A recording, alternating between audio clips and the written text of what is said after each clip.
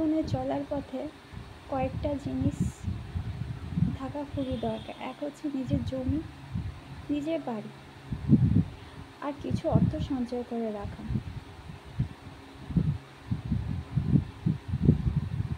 পরের জমি পরের বাড়ি।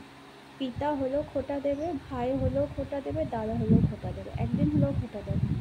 আর অর্থ এই জন্য সঞ্চয় করে রাখা উচিত যতটা তুমি রোজগার করো, কারণ বিপদের সময় কেউ তোমাকে 1 টাকা দিয়ে সাহায্য করবে না, কিন্তু অর্থ যদি থাকে 5 জন এসে তোমাকে সাহায্য করবে।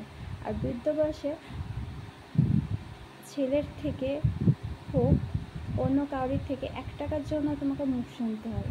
তাই জীবনে যেমনই অর্থ রোজগার করো, কিছু সঞ্চয় করো, নিজের জন্য জায়গা আর নিজের জন্য বাড়ি অবশ্যই রেখো।